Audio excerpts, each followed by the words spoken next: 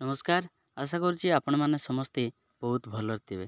तो आज आपण OSSC तरफ आग को आसुवा रिक्रुटमेंट गुड़ाक एवं नर्सिंग ऑफिसर बहुत एवं वर्तमान सुधा सर्चिंग चली आपण मानकर जेकोसी स्थान रे। तो से आपण मानक नर्सिंग ऑफिसर रिगार्डिंग किसी अपडेट नहीं कि आसी एवं OSSC तरफ आपण मानकर किसी नुआ नुआ अपडेटा आसी। तो से गुड़ाक जानापी आपण मैंने वीडियोटा शेष पर्यंत देखु एवं निज सांगसाथी वीडियोटा शेयर कर दिंतु जहाद्वारा से आपण मानकर OSSC द्वारा आग को आसुवा रिक्रुटमेंट गुड़ाक एवं आपण मानकर वर्तमान को नोटिफिकेशन आसी नुआ अपडेट होगी।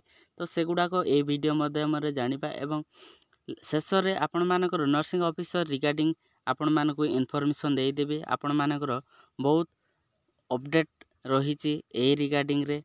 तो चलते वीडियोटा स्टार्ट करने पूर्व वीडियोटा लाइक शेयर कमेंट एवं सब्सक्राइब कर रखु जहाद्वारा कि एमतीया वीडियो प्रथमे पाइपर आपण मैंने यही चैनल माध्यम प्रथमे पाइपर।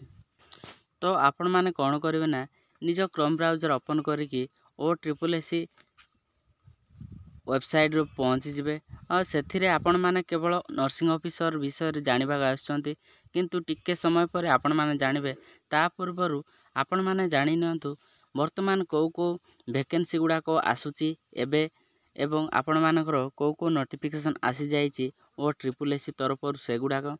तो नर्सिंग ऑफिसर अपडेट आपण मानक शेष देवी। तो से पर्यंत आपण माने जहाँ जहाँ अपडेट रही Odisha subordinate staff selection commission तरफ से गुड़ाक देखी नियंतु।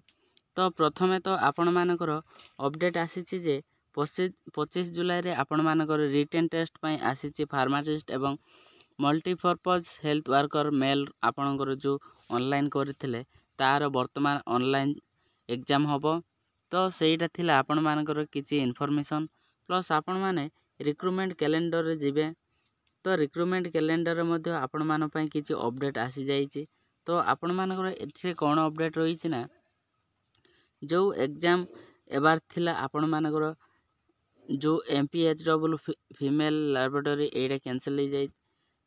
तो नेक्स्ट आपण मानकर जोटा एबार थिला फार्मासिस्ट एवं MPHW मेल रो आपण मानकर एग्जाम 3 तारिख रे होबो आर मास। तो नेक्स्ट रही आपण मानकर जो लाइफ स्टॉक इंस्पेक्टर फॉरेस्टर एवं फॉरेस्ट गार्ड जो एग्जाम होता तार आपण मानकर रिजल्टा खूब शीघ्र प्रकाश पाइजिवो बोली आपण मानकर OSSC द्वारा रही।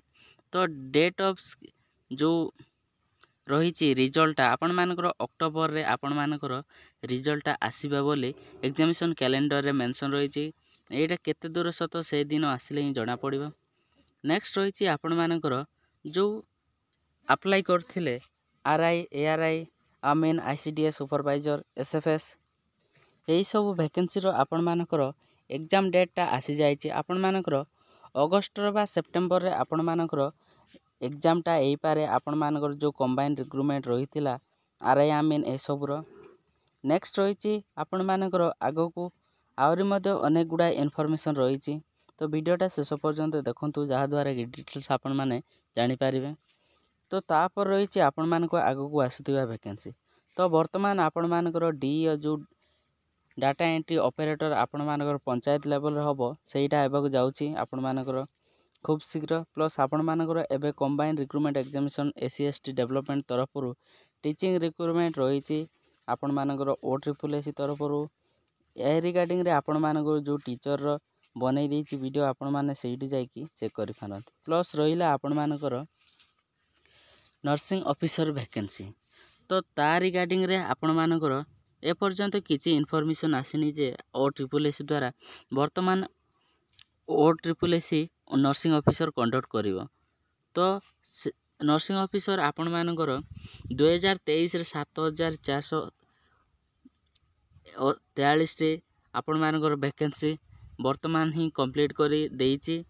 तो प्लस आपण मानकर 2020 रे आपण मानकर जो रही थिला नर्सिंग ऑफिसर रो तो आपण मानकर जो नर्सिंग ऑफिसर 6432 टे रिक्रुटमेंट होता आपण मानकर 2020 रे।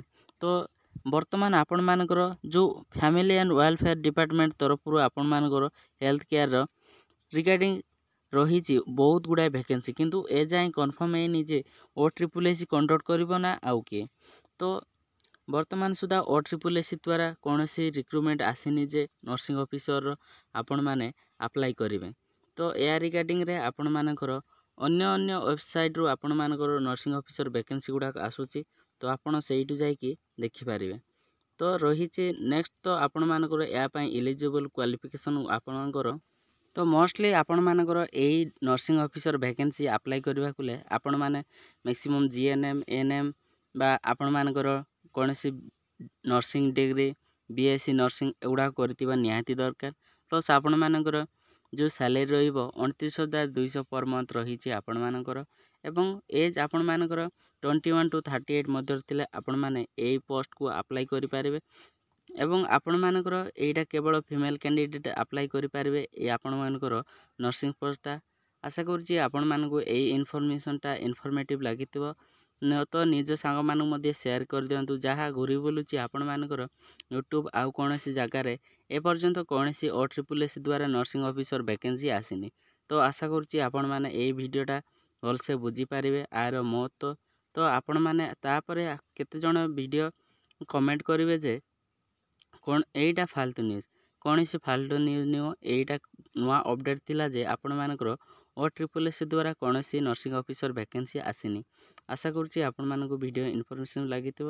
ନିଜ ସାଙ୍ଗମାନେ ମଧ୍ୟ ସେୟାର କରିଦିଅନ୍ତୁ, ଯାହାଦ୍ୱାରା କି କୌଣସି ଦ୍ୱନ୍ଦ୍ୱ ନ ପଡ଼ନ୍ତୁ ଯେ OSSS ଦ୍ୱାରା ନର୍ସିଂ ଅଫିସର ଭ୍ୟାକେନ୍ସି ଆସିଯାଇଛି। ରହୁଛି, ଧନ୍ୟବାଦ।